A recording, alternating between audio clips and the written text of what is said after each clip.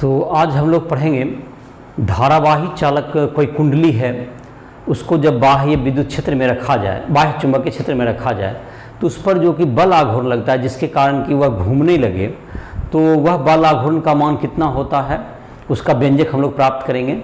और इस लेक्चर में हम लोग इसके बाद जो है तुमको इस पर आधारित जो 2 प्रश्न दिए हुए हैं एनसीईआरटी बुक में उसको भी हल करेंगे। उसके बाद जो हम लोग देखेंगे कि जो धारावाही चाल कुंडली है वह किस प्रकार से एक विद्युत, जैसे विद्युतीय द्विध्रुव होता था उसी तरह से चुंबकीय द्विध्रुव की तरह किस प्रकार कार्य करता है, इसको हम लोग भी इस लेक्चर में लेने का कोशिश करेंगे। तो इसमें देखते हैं हम लोग। तो ये है तुमको कि धारावाही एक मानते कुंडली है, एक हम लोग अपने सुविधा के लिए हम लोग मान के चलते हैं कि एक आयताकार कुंडली है, एक आयताकार कुंडली है जिसका मान हो गया P Q R और S।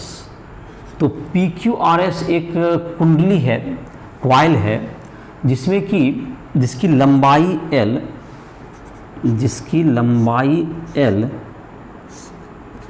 एवं चौड़ाई B है, जिसकी लंबाई L एवं चौड़ाई B है। किसी धारावाही कुंडली की लंबाई L एवं किसी धारावाही आयताकार कुंडली की लंबाई L एवं चौड़ाई B है। इसमें जो चुंबकीय क्षेत्र है वह तुमको, चुंबकीय क्षेत्र जो इसमें उपस्थित है वह तुमको इसकी दिशा में है, मतलब कि एक जो लंबाई के अनुदिश है, तो इसके अनुदिश है, तो इसके कारण यह जो तुमको है अगर अपने अक्ष के जो कि तुमको है यहाँ पर जो कि लंबत, जो कि ऊपर की ओर जो कि अक्ष होगा, जो कि लंबत अक्ष है उसके प्रति घूमने के लिए स्वतंत्र हो, तो ये तुमको क्या हो सकता है, इस तरह से अगर क्वाइल है तो इस पर एक बल आघूर्ण लगेगा जिससे कि घूमने लगता है, जैसे कि हम बताते हैं धीरे धीरे। तो पहले तो बल आघूर्ण जो होता है वो बल गुना बल बाहु R क्रॉस F। तो बल क्या कितना लगेगा किसी में, फिर बल से तुमको उसका जो घूमने के लिए अगर स्वतंत्र है, एक कुंडली है जो अपने जो है तुमको अपने लंबत अक्ष जो तुम्हारा है इसकी परिधि क्या है, घूमने के लिए स्वतंत्र है। तो ये तुमको क्या होगा, तुमको इसके जो कि इसमें जो घूमेगा तो इसमें जो कि तुमको ऊपरी तल पर इस ढंग से क्या हो सकता है, घूम सकता है। तो ये तुम्हारा जैसे कि ये से है तुम्हारा, तो ये जो तुम्हारा है, ये जो तुम्हारा व्यास हो गया या तुमको जो कि लंबाई कहें या चौड़ाई कहें, इसके अनुदिश ये क्या हो सकता है, इसे घूम सकता है। तो ये जो कि इसके अक्ष इसके तल में है, जो अक्ष तल में है तो उसके परितः यह अगर घूमने के लिए स्वतंत्र है, अपने केंद्र से गुजरने वाले किसी अक्ष के परितः यह जो कि उसके तल में होगा। तो पहले इसमें लिख लेते हैं PQRS, मतलब कि PQRS एक आयताकार कुंडली है, एक आयताकार कुंडली है जिसकी लंबाई L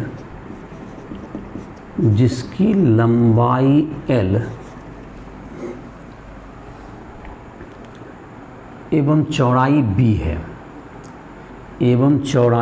है, जिसकी लंबाई L एवं चौड़ाई B है, इसकी लंबाई L एवं चौड़ाई B है। इसमें I धारा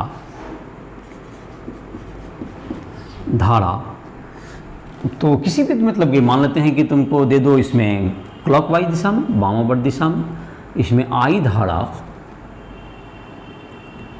प्रवाहित हो रही है, इसमें I धारा क्या हो रही है, प्रवाहित हो रही है।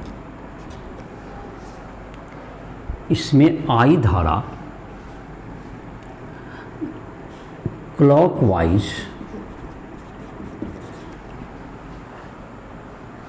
प्रवाहित हो रही है, इसमें I धारा क्लॉकवाइज प्रवाहित हो रही है। इस कुंडली में चुंबकीय क्षेत्र, इस कुंडली में चुंबकीय क्षेत्र चुंबकीय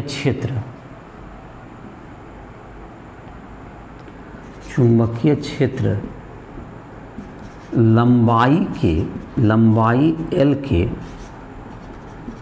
अनुदिश है। यह कुंडली अपने तल में स्थित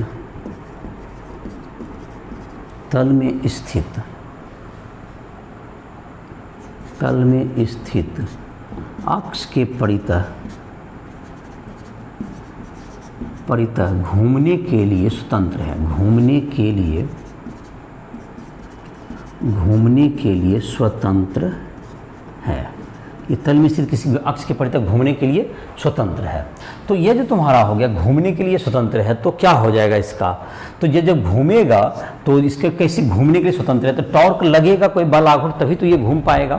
तो पहले हम लोग देखते हैं PQ में जो तुम्हारा होगा, PQ में तुमको जो है कितना बल लगेगा। तो PQ में जो इसमें धारा है और चुंबकीय क्षेत्र है, तो IL क्रॉस B। तो PQ में जो लगने वाला बल है, क्योंकि धारा और विद्युत चुंबकीय क्षेत्र की दिशा समान है, अर्थात PQ और तुमको RS में जो तुमको लगने वाला बल है वह शून्य हो जाएगा। तो लिख लेते हैं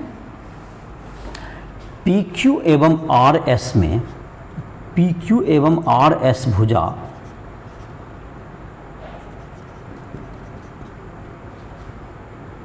में धारा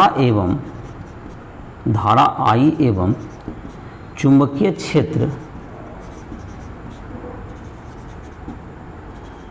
के बीच का कोण 0 डिग्री या 180 डिग्री है। 180 डिग्री है, इसलिए F बराबर ILB साइन 0 या ILB साइन 180 डिग्री बराबर 0। तो ये दोनों में तो 0 हो गया। अब बात रहा PQ, और देख लेते हैं R। PQ के बाद तुमको हो गया PQ और QR में अब देखते हैं कितना हो गया। QR में बल बराबर क्या हो जाएगा I, और क्या हो गया B क्रॉस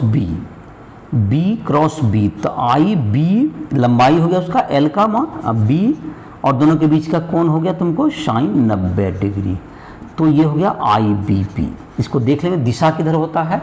दिशा जैसे कि है तुमको जो कि धारा की दिशा हो गई तुमको इधर की ओर, और चुंबकीय क्षेत्र है बाहर, उधर इस साइड है, हर जगह इधर की ओर है। तो चुंबकीय क्षेत्र जब इधर की ओर होगी तो तुमको क्या हो जाएगा, ये तुमको इधर की तरफ हाथ को रखेंगे ऐसे और इधर घुमाएंगे, तो ये तुमको अंगूठा ऊपर की ओर चला जा रहा है। तो ये तुम्हारा ऊपर की ओर हो गया। बल की दिशा किधर हो गया, तल के लंबवत ऊपर की ओर हो गया। IBB किधर के हो गया तुमको, ये तुमको डॉट में हो गया। IBB का भुजा हो गया लंबवत ऊपर की ओर। अब इसमें देख लेते हैं तुमको SP में चुंबकीय बल, SP में चुंबकीय बल बराबर IBB। ये किधर हो जाएगा तुमको, ये तुमको हो गया, ये तुमको इधर की ओर गया तो ये क्रॉस में चला गया। IBB ये चला जाएगा तल के लंबवत अंदर की ओर हो गया। IBB तल के लंबवत अंदर की ओर हो गया।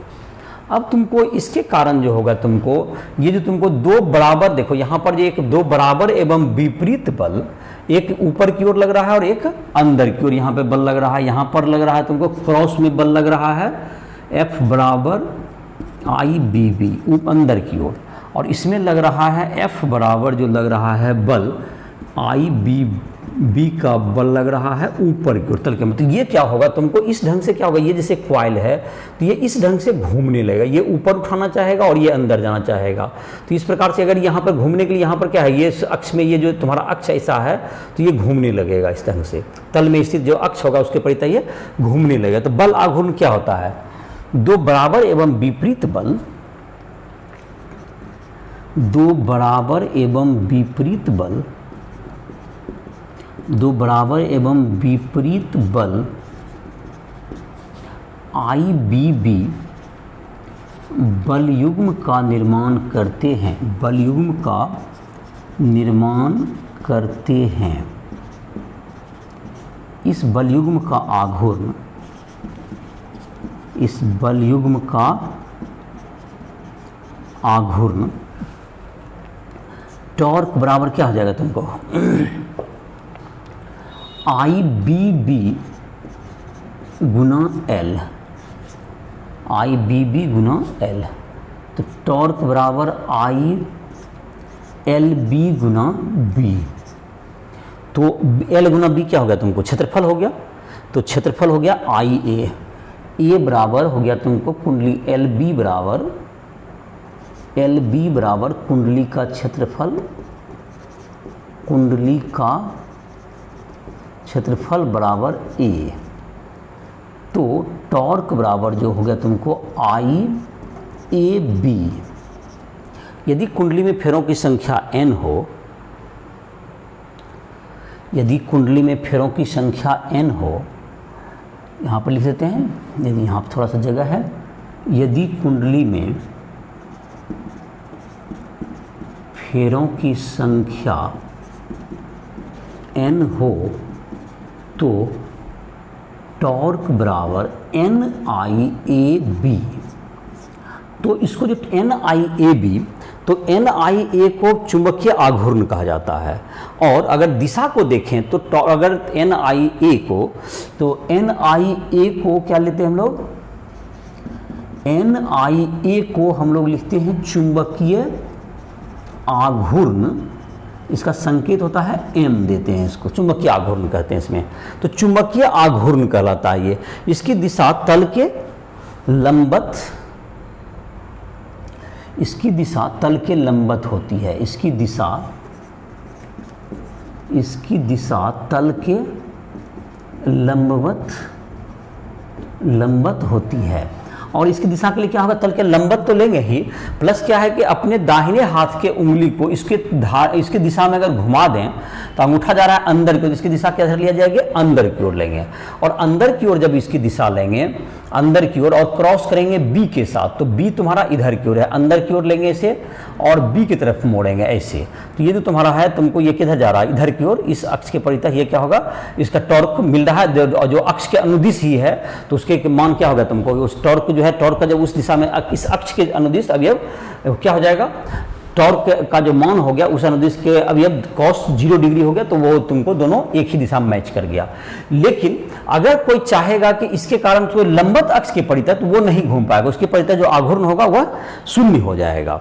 तो इसका जो कि हम लोग ले सकते हैं, टॉर्क का बने बल आघूर्ण का जो मेन सदिश रूप में इसकी जो दिशा होगी, टॉर्क बराबर m क्रॉस b। अगर फ्रेम से बाहर जब ही जा रहा होगा तो इसको लिख लोगे, तो बल आघूर्ण का क्या हो गया, यहाँ पर मैं लिख देता हूँ, टॉर्क जो बल आघूर्ण का जो मान हो गया वह तुम्हारा क्या हो गया, एल टॉर्क बराबर m cross b। m cross b, m हो गया चुंबकीय आघूर्ण, क्रॉस बाह्य विद्युतीय क्षेत्र। ये किसके बराबर हो गया, चुंबकीय क्षेत्र के ये बल आघूर्ण।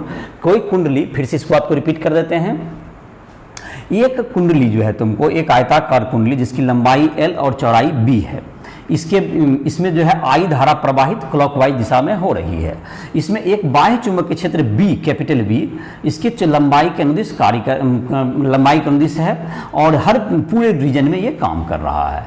और इसमें देखा गया कि जब ये दोनों भुजा में देखा गया, इसमें जो है तुमको IL क्रॉस B, जो कि तुमको किसी धारावाही चुंबकीय चालक को चुंबकीय क्षेत्र में रखते हैं तो उसमें जो बल लगता है उसका फॉर्मूला आता है IL क्रॉस B। तो इसमें जो B और L की दिशा, दोनों धारा और B की दिशा, L की दिशा धारा की दिशा होती है, तो दोनों की दिशा समान है, तो साइन 0 0 हो गया, इसमें साइन 180 0 हो गया। और इसमें दोनों में, इसमें जो तुमको आया IL क्रॉस B, B की धारा की दिशा इधर है और इधर क्रॉस के तो ऊपर की ओर, तो IBB ऊपर की ओर, इसमें अंदर की ओर हो गया, उतना ही। तो ये दोनों मिलकर क्या हो गया, इस प्रकार से एक कॉइल को ऐसे घुमाने लगा, इस अक्ष के परितः ये घुमाने का कोशिश करेगा। और जहां तक कि दिशा के आधार पर देखेंगे तो ये तुमको जो टॉर्क आ रहा है, देखो ये बाहर की ओर ऐसे घुमाने की कोशिश कर रहा है। और इसमें जैसे कि लिया गया तो टॉर्क का जो कि एक्सप्रेशन हमने लिखा, क्या हो जाता तुमको, लंबाई मतलब बल गुना बल बाहु, दोनों बल के बीच की दूरी। एल हो गया दोनों के बीच की दूरी और गुना आई बी बी हो गया तुमको बल का मान। तो उसका क्या हो गया, एल गुना बी को क्या लिख दिया, उसका क्षेत्रफल। कोई भी आकृति हो, जैसे हमने वृत्ताकार कुंडली लेंगे तो उसका क्षेत्रफल लोगे, जैसा कुंडली होगा उस आधार पर उसका क्षेत्रफल लिया जाएगा। और इस प्रकार से ये व्यंजक निकल गया। और फेरों की संख्या n है तो उसको n से गुना करें, तो एन आई ए को एक नया को नाम दिए जिसका नाम क्या हो गया, चुंबकीय आघूर्ण हो गया। चुंबकीय आघूर्ण, तो इसका जो बल आघूर्ण का मान आया, बल चुंबकीय आघूर्ण की दिशा क्या लेंगे, जब हम लोग इसको अपने दाहिना हाथ की उंगली को धारा की दिशा में घुमाएंगे केंद्र पर रख करके कुंडली के, तो जिधर जाएगा अंगूठा वही किसकी दिशा होगी, m की दिशा मानी जाएगी। और m के दिशा में m का दिशा अंदर की ओर है और b इधर है, तो ये तुमको अक्ष के अनुदिश हमको टॉर्क मिलता है। लेकिन कोई अगर लंबत अक्ष ऐसे रहता तो इस अक्ष के परितः जो है cos 90 हो जाता है, इसका टॉर्क का जो मान है cos 90 शून्य हो जाएगा। और इस प्रकार से इधर नहीं टॉर्क, ये नहीं, इस अक्ष के परितः ये घूम नहीं सकता। लंबत अक्ष के परितः कभी भी कुंडली घूम नहीं पाएगा। लंबत अक्ष के परितः कोई भी जो है तुमको कुंडली कभी भी इस मतलब कि बाह्य चुंबकीय क्षेत्र में नहीं घूमेगा। तो क्या अभी तक सूत्र निकला तुमको, टॉर्क बराबर m क्रॉस b, दिशा के अनुसार m हो गया जहां पे चुंबकीय आघूर्ण और b हो गया तुमको, m का मान कितना के बराबर हो गया, n i a, n जहां पे हो गया कुंडली में फेरों की संख्या, i हो गया उसमें प्रवाहित धारा और a हो गया कुंडली का क्षेत्रफल। और वृत्ताकार है चाहे आयताकार हो, जिस भी प्रकार की आकृति हो उसके लिए यह रिजल्ट लागू होगा। तो यह जो तुम्हें हो गया किसका मान हो गया, चुंबकीय आघूर्ण का मान निकल गया। चुंबकीय आघूर्ण NI एक नया फिजिकल क्वांटिटी हमने डिफाइन कर लिया और इसकी हम लोग चर्चा आगे की में भी करेंगे। तो इस पर जो तुमको आधारित है एक, इसके बाद तुमको इस लेक्चर के इस थ्योरी के बाद तुमको 2 उदाहरण NCERT बुक में दिए हुए हैं जो कि 5.11 और 5.12, उसे हम लोग बना लेते हैं इस लेक्चर में। और उसके बाद देखते हैं अगर द्विध्रुव आघूर्ण के रूप में भी चर्चा करने का प्रयास करेंगे। तो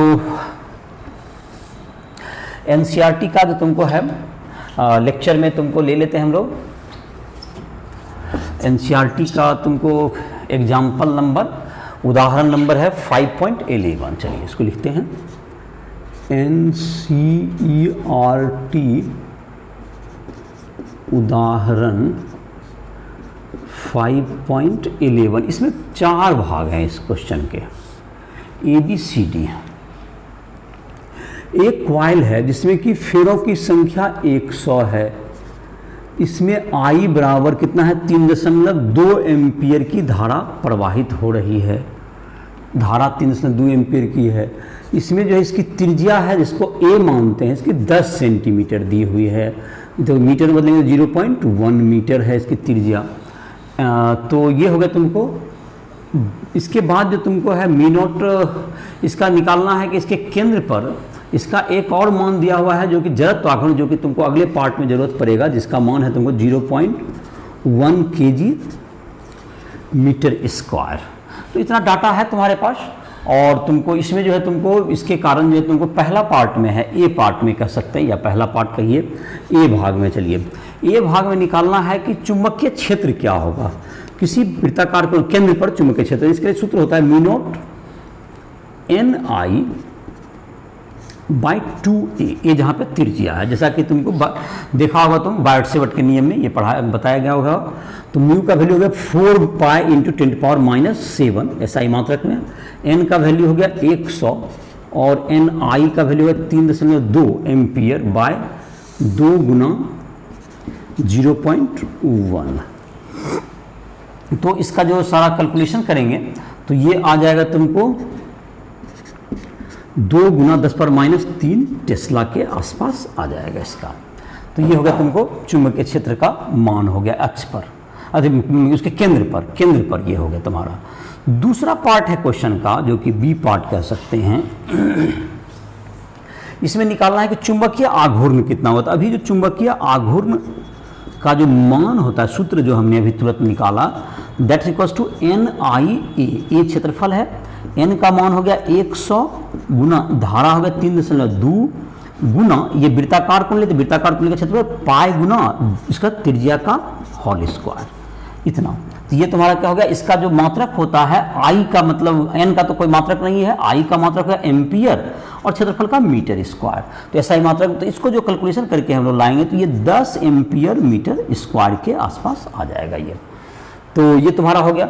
तीसरा पार्ट है कि जब अगर कुंडली, जबकि तुमको कॉइल और चुंबकीय क्षेत्र के बीच का, जब दोनों क्या है तुमको, जब तुमको दो लंबत है, तुमको दोनों के बीच का कोण 0 डिग्री जब हो, कॉइल और जब चुंबकीय क्षेत्र जो चुंबकीय आघूर्ण हो वह भी तल के लंबत हो, और चुंबकीय क्षेत्र भी तुमको तल के लंबत है। चुंबकीय आघूर्ण की दिशा होती है तल के लंबत होती है, और चुंबकीय क्षेत्र की दिशा भी उसी के, चुंबकीय क्षेत्र भी उसी के अनुदिश है, तल के लंबत ही है। तो दोनों के बीच का कोण 0 डिग्री हो तो टॉर्क बराबर होता है तुमको m क्रॉस b, टॉर्क बराबर m क्रॉस b, तो या टॉर्क बराबर mb साइन थीटा। जब थीटा बराबर 0 डिग्री, जब थीटा बराबर 0 डिग्री तो टॉर्क बराबर भी क्या होगा 0। जब थीटा बराबर 90 डिग्री तो टॉर्क बराबर क्या हो जाएगा तुमको mb इंटू साइन 90 डिग्री। तो टॉर्क का मान, m का मान हमको निकल गया है 10 ampere metre square, 10 ampere metre square, और गुना b का मान निकला है 2 गुना 10 पावर माइनस 3 टेस्ला। तो ये हो गया तुमको, तो टॉर्क mb, m का मान 10 गुना, तो 2 गुना 10 पावर माइनस 2 हो गया टॉर्क का मान, 2 गुना 10 पावर माइनस 2 जब 90 डिग्री हो जाएगा तो दोनों के बीच है। इसका टॉर्क का सूत्र फार्मूला हो जाता है न्यूटन मीटर हो गया। तो ये तुम्हारा हो गया। अब इसी में एक पार्ट और भी है तुम्हारा, जब कहता है कि डी पार्ट, कि इस जबकि 0 डिग्री से लेकर 90 डिग्री, 0 डिग्री से थोड़ा सा ज़्यादा हो तो धीरे धीरे टॉर्क लगना शुरू होगा, और उसके बाद 90 डिग्री से जाता है तो इसकी ये जो कुंडली है इसकी कोणीय आवेग कितनी हो जाएगी। इसकी कोणीय वेग का क्या करना है, हमको मान ज्ञात करना है। जब क्या हो जाए, इसका मान क्या हो जाएगा, जब ज़्यादा हो जाएगा, जब इसका वैल्यू के तुम्हारा जो है ओमेगा का मान कितना होगा जब कुंडली 0 से लेकर 90 डिग्री तक घूमेगा। तो इसका जो डी पार्ट है इसको बनाने के लिए हम लोग लिखते हैं टॉर्क बराबर होता है तुमको mb साइन थीटा। तो टॉर्क को पढ़ा होगा, टॉर्क बराबर होता है आई अल्फा, अल्फा जहाँ पर हो गया आई हो गया तुमको जड़त्वाघूर्ण और अल्फा हो गया कोणीय त्वरण, that's equals to mb sine theta. और m इसका टॉर्क का मान क्या होगा तुमको आई अल्फा, अल्फा को क्या लिख सकते हैं हम लोग d omega by d t, alpha को हमने लिख दिया d omega by d T is equal to mb sine theta, ऐसा। तो इसको जबकि हम लोग लिखेंगे तो d omega by D t लिखेंगे, यहाँ पर ये थीटा है, यहाँ पर टाइम है, यहाँ ओमेगा है, तो इसको थीटा के टर्म में टाइम के बजाय इसको किस में ले जाना पड़ेगा हमको थीटा के रूप में। तो इसको आई से इधर भाग भी कर सकते हो, तो इसको D omega by D theta लिख देते हैं into D theta by D T is equal to क्या हो जाएगा mb by I sine theta, ये mb by I sine theta ऐसा हो जाएगा। तो omega D omega, omega D omega बराबर क्या हो गया mb by I sine theta D theta, mb by I sine theta D theta, omega D omega, इधर से क्या हो जाएगा ये 0 से लेके कहाँ तक चला गया ये ओमेगा, और ये कितना हो गया तुम्हें 0 से लेके कितना हो गया ये 90 डिग्री, 0 से 90 डिग्री। तो ये हो गया तुमको ओमेगा स्क्वायर बाई 2 बराबर क्या होगा तुमको आई mb बटे आई इंटू क्या होगा तुमको साइन थीटा का इंटीग्रेशन माइनस कॉस थीटा, ये 0 डिग्री से लेके कहाँ तक हो गया 90 degree, cos 90 minus cos 0 that is -1, तो माइनस बाहर आ जाएगा। तो ओमेगा बराबर हो गया अंडर रूट, मतलब कॉस 90 तो माइनस हो गया तुमको माइनस mb, तो ओमेगा स्क्वायर ही रहे या रूट अंडर कर दो mb बटे आई, और कॉस का वैल्यू कितना हो गया तुमको कॉस मतलब माइनस बाहर में है, cos 0 minus cos 90 minus cos 0, तो माइनस माइनस प्लस हो गया रूट अंडर mb बटे आई, यही हो गया रूट अंडर mb बटे आई हो गया। तो mb का मान तुम्हारा जो है टॉर्क का मान निकाले हैं हम लोग, m गुना b का मान कितना निकाले हुए हैं 2 into 10 power -2, 2 into 10 power -2 by 0.1, तो 0.1 तो 10 ऊपर जाएगा, 2 इंटू 2 इंटू 10⁻⁻1 0.2, तो 0.2 का स्क्वायर रूट 0.45 के आसपास शायद आ रहा होगा डाटा, जहाँ तक मैं कैलकुलेशन कर पा रहा हूँ 0.45 रेडियन प्रति सेकेंड, शायद यही आंसर आना चाहिए। तो इसको प्रोसेस देखो, तो क्या किया गया, इसको पहले तो टॉर्क निकाला गया, टॉर्क बराबर इसमें तो ये सब तो खैर फार्मूला पर ही था तुम्हारा, ये सब जो पार्ट है बी का मान निकाल लिया गया μ0 Ni/2a। उसके बाद था तुम्हारा जो पार्ट था जो कि चुंबकीय आघूर्ण का मान Nia, यहाँ पे फेरों की संख्या एक दिए हुए 100 और आई है तुमको 3.2 और पाई आर स्क्वायर इसका क्षेत्रफल हो गया, उसका कैलकुलेशन कर दिया गया। जबकि टॉर्क बराबर m क्रॉस v होता है, जब थीटा 0 डिग्री होगा दोनों के, जबकि दोनों तल के लंबत होगा तो कोई आघूर्ण नहीं उत्पन्न कर पाएगा वो, तो बलाघूर्ण उत्पन्न नहीं होगा। लेकिन 90 डिग्री है तो उसमें बलाघूर्ण का मान mb साइन 90 डिग्री, तो उसका मान निकल गया तुम्हें।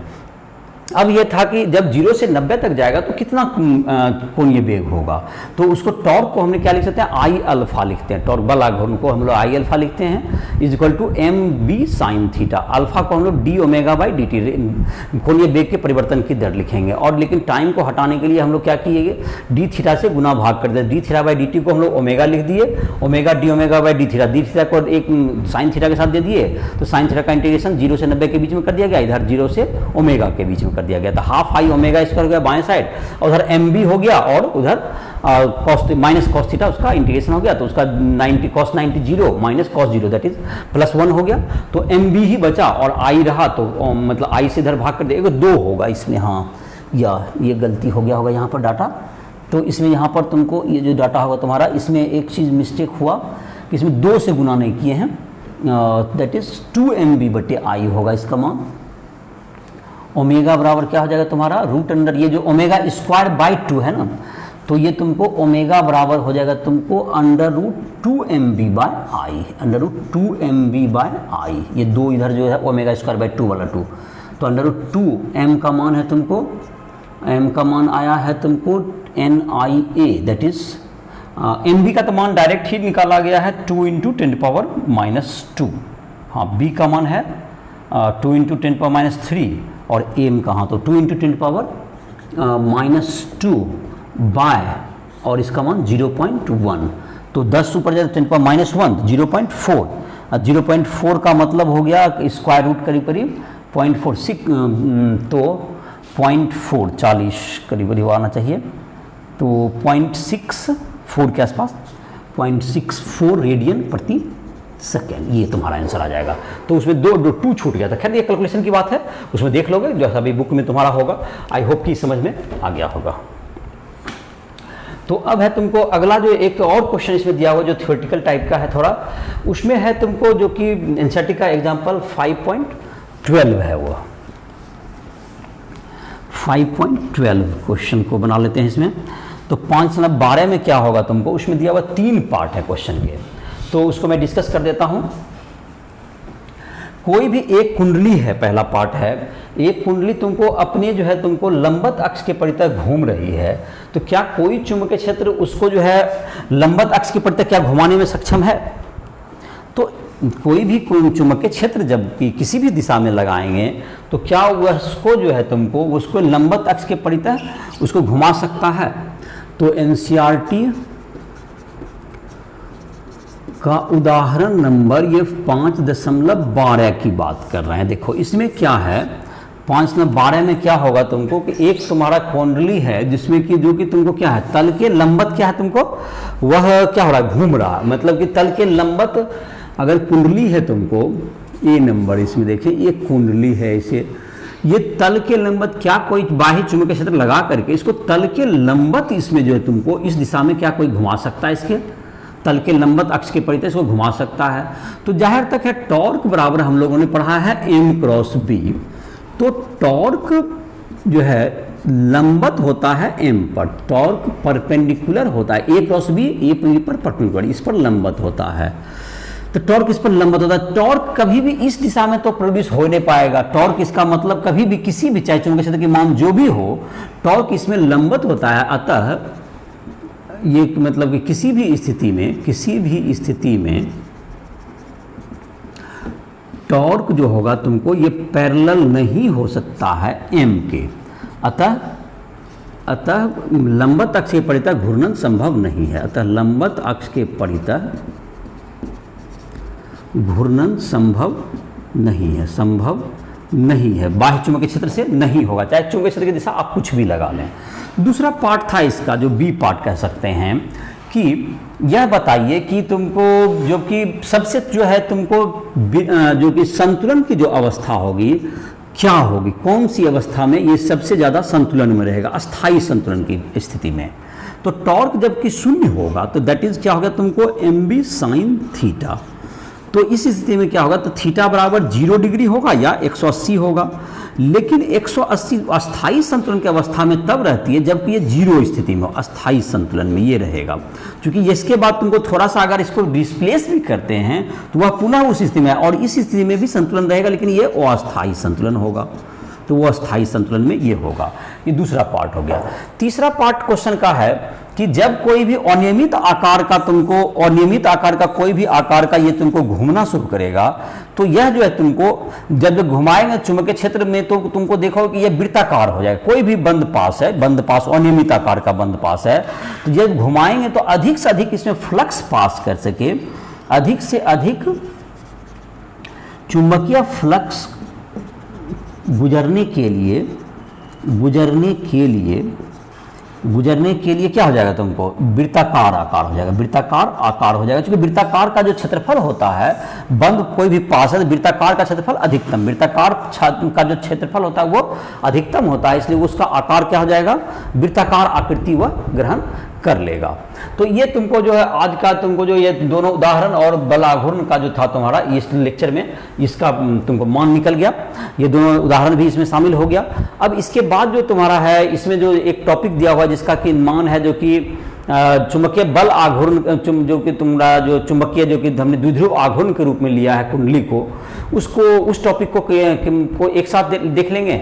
और उसके बाद तुमको एक घूर्णन के कारण जो है तो जो इलेक्ट्रॉन अगर घूम रहा है तो उसके कारण जो क्या चुंबकीय आघूर्ण उत्पन्न होता है, इसको हम लोग एक साथ ले लेंगे उसमें।